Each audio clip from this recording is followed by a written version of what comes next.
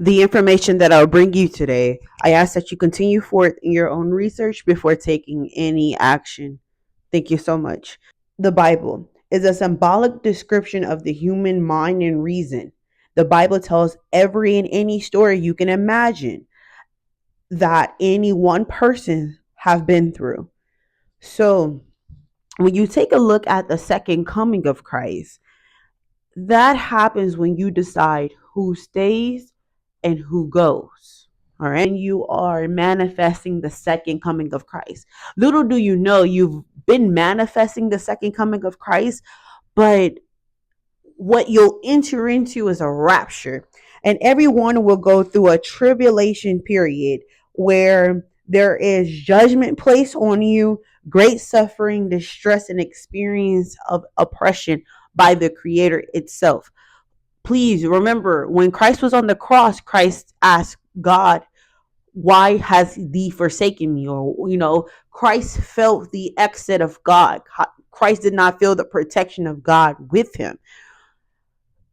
Encountering that will surprise you because you've been asking God for help. You've been asking God for a miracle. What you're asking God is bigger than you, but you don't know that as of yet because we're asking God for small blessings when there is a set plan and he has a plan for you. But of course, coming to someone's table and asking for $5, you're just expecting $5 in return. You're not expecting $1 billion game plan. And Christ has something better in store for us all. So entering the second coming is you wanting something more and better from life. What you've been given has is a behavior, or you're treated as a prisoner in the world that is filled with lust and sinful activities, and a world where you have to have monetary value to create life. You have to have money to create life, but you have to have a positive mindset to create wealth as well. You can't wake up with a bad attitude and expect to make money. So all this interacts with each other. God is money, money is God, God is everything. I need you to also understand that. So the second coming of Christ is honestly you preparing to be the better version of you. So let's get into this. So this is the thing: the human mind wants to set itself free. The human mind senses freedom, the ability to see freedom, hear freedom, be able to choose freedom, be able to touch freedom. The mind. This is the collection of how you perceive reasoning, memory, the supporter of information. This helps you identify if one reasoning for thyself is how you should think. And then you have the intellect, which is a comprehension of it all, which is your daily behavior. So when you take a look at Matthew 24 and 40, it says, then shall two men who would be in the field, one would be taken, another one would be left. Christians and the religious groups, they'll look at it as a literal sense. Like you're walking in the field, you're talking to people, and you're like, hey, what are you going to do on Tuesday? Then you turn around and one is gone. That is not what God means by one will be left, one will be taken. This here is very important that you understand how to read the Bible and knowing how it's offering you the comparison to those who are struggling and those who have found its way in life. Um how they're seeking fulfillment, basically, in that way of saying.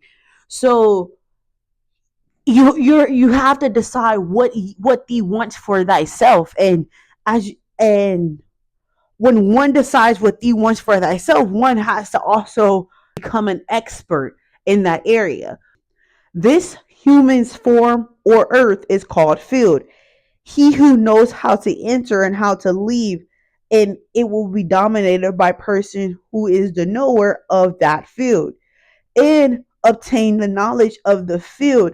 Constantly strive to seek knowledge of thy field and seek the knowledge of the knower who knows that field world. What is this stating to me? It's saying that when those of the lower mind are seeking for reason and action into our daily existence.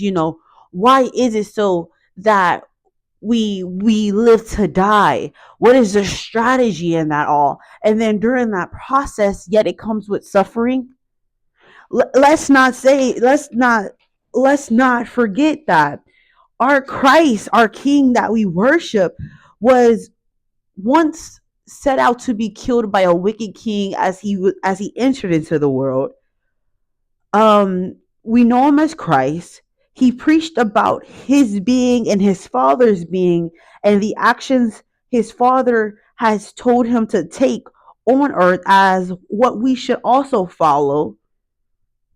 Ye shall find, he told us that ye shall find, ye shall be like gods, ye are gods, ye shall seek for the fall, for the restoring of God's kingdom. He went and preached about that, then he got killed. So so he's saying here that, hey, you're not going to find the symbolic truth on surface.